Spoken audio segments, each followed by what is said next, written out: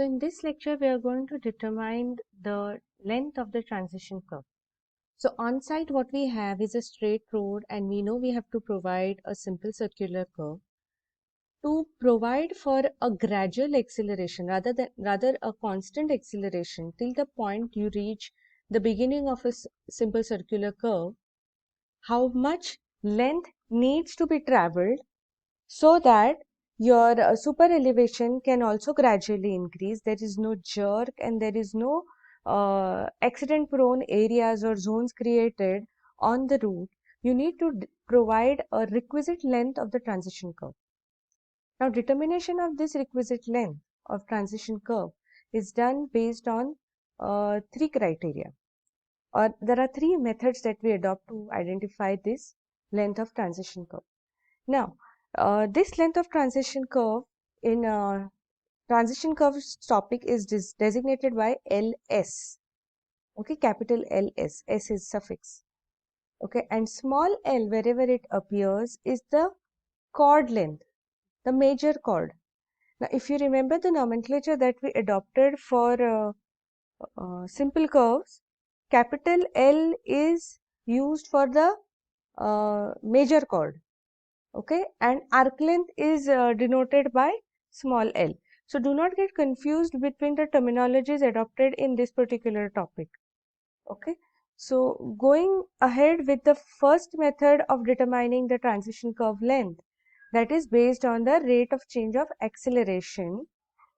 We all know that the radius of the curve at the tangent point. Now, first tangent point, we will always assume that we are going from the straight line to the simple curve. So, the first tangent point will be the point of intersection of the transition curve with the straight line.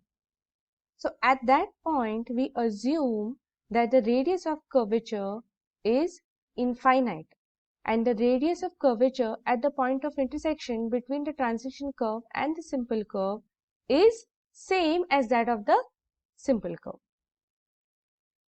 Okay, so radius of curve is infinity at the first tangent point, and since it is infinity, okay, centrifugal acceleration we will consider as 0. Similarly, at the straight end radius of the curve, it will be minimum, which means that the centrifugal acceleration will be maximum. Okay, so the rate of change of centrifugal acceleration, it should be adopted such that the design does not cause any discomfort to the driver. Okay, so let us derive the equation for this length LS. Okay, the force P, that the centrifugal force P acting on the vehicle. Okay, the equation for the centrifugal force we all know from the fundamentals of physics. So it will be mv squared upon r. Okay, now if you look at this equation mv squared upon r and you try to relate it to the equation that we learned by second law of Newton. What is the equation for second law of Newton? This will be given by F is equal to ma. Okay, now you look at this equation that we wrote earlier, P is equal to mv squared upon r. So v squared upon r, we are going to consider it as a. Okay, now centrifugal acceleration will be given as v squared upon r. Now, coefficient of the rate of change of centrifugal acceleration. Sometimes this particular c, the coefficient, is also referred to as coefficient of jerk in some books. It is one and the same. If you are answering GATE examinations, many a time instead of saying coefficient of rate of change of acceleration, centrifugal acceleration, they may mention coefficient of rate of change of jerk. Okay, so it is one and the same. So this c will be given as v squared upon r into 1 by t. What is t? T is obviously the time taken to travel the entire length of the transition curve. So the time taken to cross LS, okay, with the speed of v. V is the velocity. So t will be given as LS upon v. So this c is equal to, we are just substituting it back, c is equal to v squared upon r into v by LS. Taking this as our final equation, then LS can be written as V cube upon CR. Now IRC, that is Indian Road Congress, it has recommended a certain value of this C. It should lie between 0.5 to 0.8. The second approach in determining this value of LS is based on super elevation and extra widening. Now I have told you before, super elevation, when you are traveling on this LS, at the beginning of LS should be same as what you provide on the straight stretch of road, so that will be 0. And when you come to the end of this LS, the super elevation should be same as what is required for simple curve. So considering this as one of the major criteria, we are going to derive another expression for LS. So if 1 in n is the allowable rate of introduction of super elevation. A super elevation we usually designated by alphabet E, capital E. Now what is this capital E? So if we have the cross section of the road drawn like this,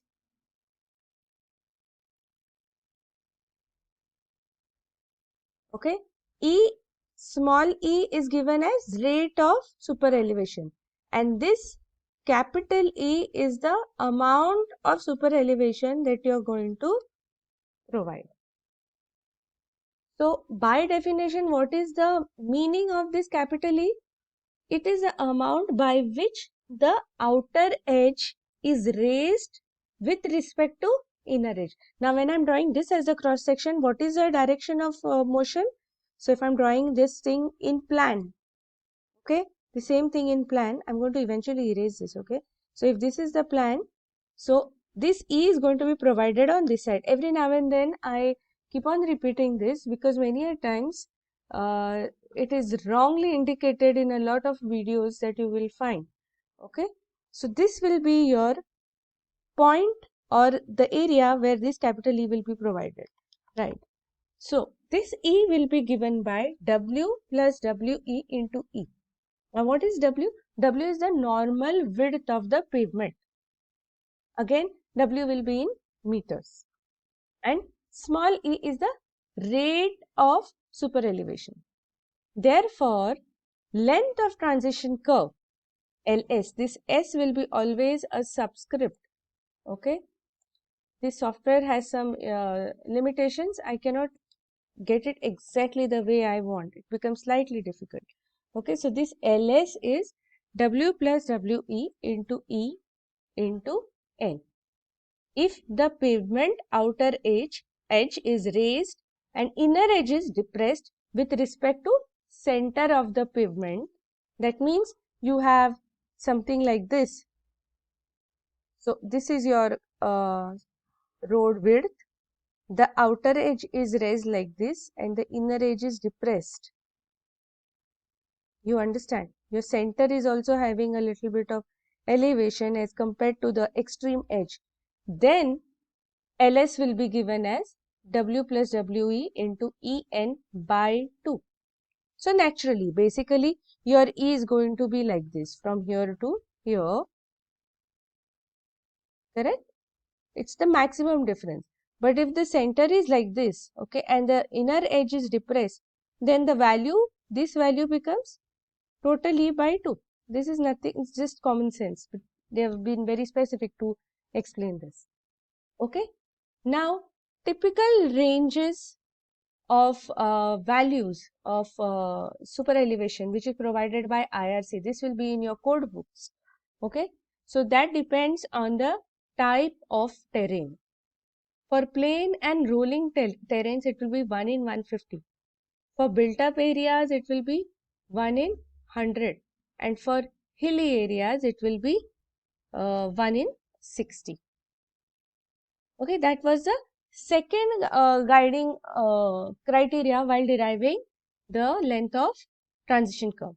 Then the last one is based on the empirical formula. The empirical formula is what is given in IRC. It directly gives value of LS as 2.7 times V squared upon R. Okay, and for mountainous terrace, that is ghats, like what we have in the western region of India, okay, or in the extreme northeast or extreme north, in those areas you're going to provide super elevation, or sorry, the length of transition curve as V squared upon R. Okay, so these are basically the three criteria. One is based on the acceleration, second is based on the super elevation and road widening, and third is based on the empirical formula. So these three criteria can be used to determine LS. Okay. Now, let's say you're getting the different values of LS by different criteria, then you're going to take the maximum of the above three, whichever gives you the maximum length for a transition curve. You are going to consider that maximum length and actually apply it in planning your road.